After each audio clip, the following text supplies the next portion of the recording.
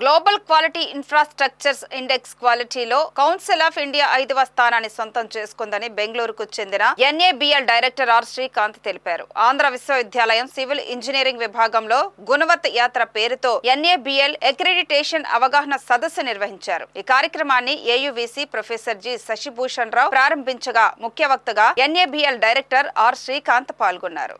ఈ సందర్భంగా ఆయన మాట్లాడుతూ దేశంలోని వివిధ ప్రయోగశాలల నాణ్యత ప్రమాణాలను ఎన్ఏబిఎల్ అక్రిడేషన్ ద్వారా నిర్ధారించనున్నట్లు తెలిపారు. వ్యవసాయం, ఆహారం, వైద్యం, రక్షణ, ఉత్పాదక, పారిశ్రామిక, సాంకేతిక విద్యా సంస్థల్లో నడిచే ప్రయోగశాలలు తమ పరిధిలోకి వస్తాయని అన్నారు. ప్రపంచంలోని 184 దేశాల్లో అమలవుతున్న నాణ్యత ప్రమాణాల ప్రాధికారిక సంస్థల పనితీరులో క్వాలిటీ కౌన్సిల్ ఆఫ్ ఇండియా ముందంజలో ఉన్న విషయాన్ని ఆయన గుర్తు చేశారు.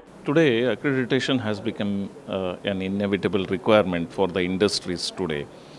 And as you know, the World Trade Organization, as per the World Trade Organization, accreditation is one of the strong tools to reduce the technical barriers to trade. And that accreditation facilitates the industries to do trade not only within the country, even they can also do trade across various other countries. So the motto of accreditation is tested once, accepted everywhere. So the accreditation removes all those technical barriers to conduct the trade. So in that regard, NABL has opened its regional office in Bangalore last year. And our objective is to have better connection and better outreach with all our stakeholder laboratories. So today we are here in Visakhapatnam along with Andhra University to help all our stakeholder laboratories who are from various industries, academia and manufacturers, research and development organizations. So this in today's program we are going to percolate all the information which is required for the industries to go for NABL accreditation. So we have got a lot of demands and requests from various industries, especially from this particular belt, that they want to go for accreditation, but they don't have that particular background or information which is required to go for accreditation. So in today's program, entire one day, we are going to tell about what exactly the NABL accreditation, why it is required, what are the benefits of getting accreditation, and how to go about it.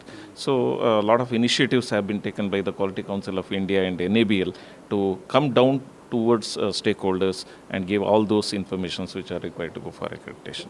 AU civil engineering విభాగాధిపతి CNV Satyanarayana Reddy మాట్లాడుతూ NABL accreditation quality ecosystem అభివృద్ధికి ఎంతో దోహదపడుతుందన్నారు. ఆంధ్ర విశ్వవిద్యాలయంలో ఉన్న ప్రయోగశాలల్లో కూడా NABL accreditation లభించే రీతిలో నాణ్యతా ప్రమాణాలను పాటిస్తూ దరఖాస్తు చేసుకోనున్నట్లు తెలిపారు.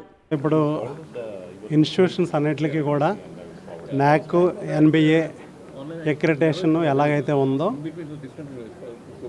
కామన్ పబ్లిక్కి ఇన్స్టిట్యూషన్లో ఉన్న క్వాలిటీ ఫెసిలిటీస్, క్వాలిటీ ఫ్యాకల్టీ మీద ఇమీడియట్గా ఒక అవగాహన రావడానికి NAAC, NBA అక్రిడిటేషన్ ఎలాగైతే దోహదపడుతున్నాయో అలాగే ఉన్న ల్యాబొరేటరీస్లో ఉన్న ఫెసిలిటీస్, ల్యాబొరేటరీ స్టాఫ్, తర్వాత ల్యాబొరేటరీలో వచ్చేసి various tests as per national and global codes జరుగుతున్నాయి లేదా ఇవన్నీ కూడా రిఫ్లెక్ట్ చేసేది NABL అక్రిడిటేషన్.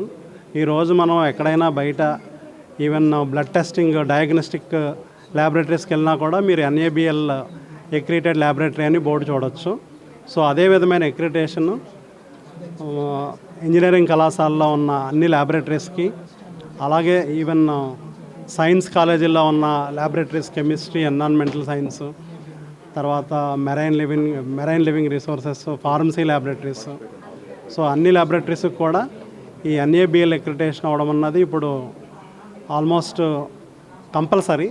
ఇది మ్యాండేటరీ కాకపోయినప్పటికీ కూడా వీళ్ళ క్వాలిటీని మెయింటైన్ చేస్తున్నారు అని జనరల్ పబ్లిక్కి అవేర్నెస్ క్రియేట్ చేయడానికి ఇది అవసరం. సో దానికోసం NABLని department of science and technology కింద సెటప్ చేయడం జరిగింది. ఇది ఒక government of India body. So once ఏదైనా ఒక ఇన్స్టిట్యూషను వాళ్ళ ల్యాబొరేటరీస్కి అక్రిడిటేషన్కి వెళ్ళాలనుకుంటే వాళ్ళు ముందు అప్లికేషన్ పెట్టుకోవాల్సి ఉంటుంది. వాళ్ళ దగ్గర ఉన్న ఎక్విప్మెంట్ డీటెయిల్స్, తర్వాత ల్యాబొరేటరీ పర్సనల్స్ ఎవరున్నారు, తర్వాత ఫ్యాకల్టీ అసోసియేట్ విత్ ల్యాబొరేటరీ ఎవరున్నారు, తర్వాత ఈచ్ టెస్ట్కి relevant national code or global code ఏదైతే ఉందో ఆ కోడ్ ప్రకారం ఎక్విప్మెంట్ ఉందా లేదా, ఎక్స్పెరిమెంట్ ఆ రకంగా జరుగుతుందా లేదా అవన్నీ చూసిన తర్వాతే వాళ్ళు అక్రిడిటేషన్ సర్టిఫికెట్ ఇస్తారు. తర్వాత అక్రిడిటేషన్ సర్టిఫికెట్ కూడా వన్స్ ఒకసారి అక్రిడిట్ అయితే అయిపోయినట్టు కాదు, ప్రతి ఇయర్ కూడా they have to get it renewed.